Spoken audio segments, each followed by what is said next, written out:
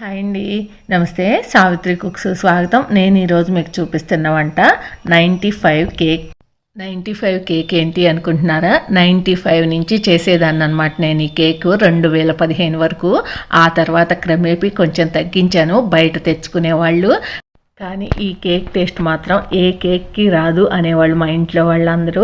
మౌనమ్మకు కూడా చాలా ఇష్టం, తన పుట్టినరోజుకి చేశాను. మీరు కూడా ఈసారి తప్పకుండా క్రిస్మస్కి కానీ న్యూ ఇయర్కి కానీ ట్రై చేయండి. నేను ఎలా చేస్తానో చేసి చూపిస్తాను. మీరు కూడా చూసి తప్పకుండా ట్రై చేయండి. వీడియో నచ్చితే మాత్రం మర్చిపోకుండా లైక్ చేయండి. ముందు మిక్సీ జార్ తీసుకొని ఇక్కడ 1 గ్లాస్ పంచదార వేస్తున్నాను. ఈ గ్లాస్ 125 గ్రాముల వరకు పడుతుంది. మీరు కప్పు అయినా గ్లాస్ అయినా ఏదైనా తీసుకోండి. నేను ఇక్కడ 9 గుడ్లతో చేస్తున్నాను కాబట్టి అదే గ్లాస్ తోటి 3 గ్లాసులు పంచదార వేశాను. ఈ పంచదారని ఇప్పుడు మెత్తగా మిక్సీ పట్టేసుకొని తెచ్చేసుకుందాం. ఇంక ఇక్కడ మనకి ఈ పంచదార పొడిలో మనం గుడ్లు వేసుకొని మిక్సీ పట్టుకోవాలి. అయితే 9 గుడ్లు కాబట్టి ఒకేసారి వేస్తే చిందిపోతుందని కొంత పంచదార పక్కకు తీసేస్తున్నాను. ఇప్పుడు ఈ పంచదారలో ఒక 6 గుడ్లు వరకు వేసేసి బాగా మిక్సీ పట్టేసుకోవాలి. లేదా విస్కర్తో అయినా కలుపుకోవచ్చు, లేదా హ్యాండ్ బ్లెండర్ ఉంటుంది కదా దాంతో అయినా చేసుకోవచ్చు. అసలు మీకు ఇన్ని రకాలుగా చెప్పాను కానీ మేమైతే 95లో ఎలా చేసేవాళ్ళం అనుకుంటున్నారు?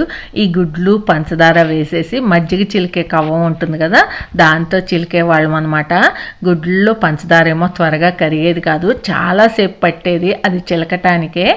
అంత కష్టపడి చేసేవాళ్ళము. ఇప్పుడు మిక్సీ వచ్చేసి ఇంత తేలికైపోయిందనమాట చేసుకోవటము. ఇంకా గుడ్లన్నీ కూడా ఈ పంచదార పొడిలో వేసేసాం కదా, ఇప్పుడు దీన్ని మిక్సీ పట్టేసుకొని తెచ్చేసుకుందాం. మిక్సీ కనీసం 1-2 నిమిషాల పాటు అయినా తిరగనివ్వండి, అప్పుడు ఇలా నొరగగా వస్తుంది. ఇప్పుడు దీన్ని కలుపుకోవటానికి వీలుగా ఉండేలాగా ఒక గిన్నెలో వేసేసుకోవాలి. ఇంక ఇప్పుడు మనం పక్కకు తీసి పెట్టుకున్నాం కదా పంచదార పొడి కొంత, అది కూడా వేసేసుకొని మిగతా 3 గుడ్లు కూడా వేసేసి ఇలాగే మిక్సీ పట్టేసి తెచ్చి వేసేసుకోవాలి. మళ్ళీ అప్పుడు ఇంకొక కష్టమైన పని కూడా ఉండేది. అదేంటంటే కట్టెల పొయ్యి కానీ లేదా కిరోసిన్ స్టవ్ మీద కానీ చేయాలి. మేమైతే కిరోసిన్ స్టవ్ మీద చేసేవాళ్ళము. ఇంక ఇక్కడ మనం మిక్సీ పట్టుకోవటం అయిపోయింది కదా, మనం ఏ గ్లాస్తో అయితే పంచదార తీసుకున్నామో అదే గ్లాస్ తోటి 3 గ్లాసులు మైదా పిండి తీసుకోవాలి. మైదా పిండి ముందే జల్లించి పెట్టేసుకోవాలి. ఇంక ఇప్పుడు ఇది చక్కగా కలిసే వరకు గెరెట్తో అంతా బాగా కలుపుకోవాలి. ముందు 2 గ్లాసులు పిండి వేసుకొని కలుపుకున్న తర్వాత మిగతా గ్లాస్ పిండి వేసుకోవాలి. ఒకేసారి వేస్తే మరీ ఉండలు ఎక్కువ కట్టి కలపటం లేట్ అయిపోతుంది అనమాట. ఇంక ఇలా స్మూత్గా కలిపేసుకోండి. ఈ కేక్ మనం తీసుకెళ్ళి ఎవరికి ఇచ్చినా కూడా అద్భుతంగా ఉంది అనాల్సిందే. అలా ఎందుకంటారంటే ఇందులో వేసేది ఇంకొకటి ఉంది. అదేంటో మీకు కనిపిస్తుంది కదా, నెయ్యి.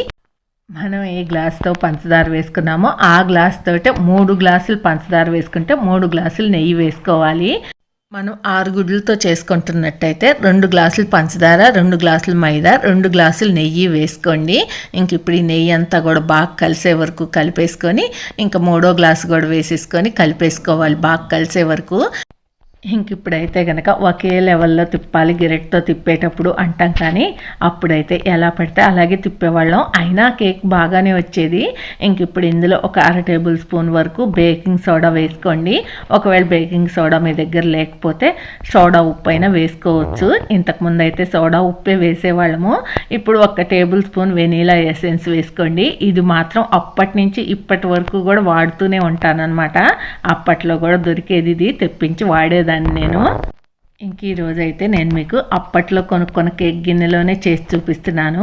ఈ కేక్ గిన్నె అంతా కూడా 1 టేబుల్ స్పూన్ నెయ్యి వేసుకొని అంతటా కూడా అప్లై చేసేయండి. ఇప్పుడైతే రకరకాల మోడల్స్ గిన్నెలు వచ్చాయి కానీ అప్పుడు ఇలా ఉండేదన్నమాట. ఈ గిన్నె అప్పట్లో 70 రూపాయలు అనుకుంటా.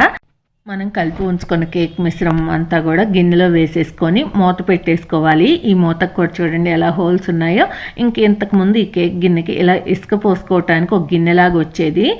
అందులో ఇసుక నింపేసి ఇంకా స్టవ్ వెలిగించుకొని స్టవ్ మీద పెట్టేసి 10 నిమిషాలు ప్రీ హీట్ చేసిన తర్వాత మనం కేక్ గిన్నె పెట్టేసుకోవాలి.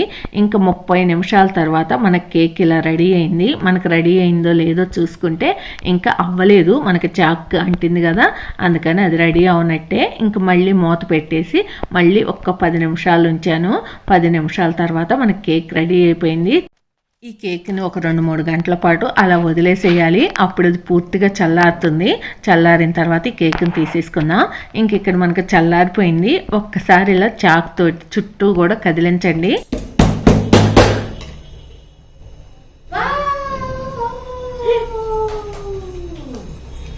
చూసారుగా ఎంత బాగా వచ్చిందో. అలా తీసేసుకోవటమే, అంతే. ఎంతో టేస్టీగా 95 కేక్ రెడీ అయిపోయింది. ఈసారి పిల్లలు పుట్టినరోజుకి ఎప్పుడన్నా మీరు ఇంట్లో చేయాలన్నా లేదా క్రిస్మస్ కానీ న్యూ ఇయర్కి కానీ చేయాలి అనుకుంటే తప్పకుండా ఇలా ట్రై చేయండి. బోల్డ్ అన్ని మెమరీస్ తోటి మీకు ఈ కేక్ అయితే వాయిస్ ఓవర్ ఇచ్చాను. మీకు వీడియో నచ్చితే మాత్రం లైక్ చేయండి, షేర్ చేయండి, సబ్స్క్రైబ్ చేయండి. Thank you for watching. Bye bye.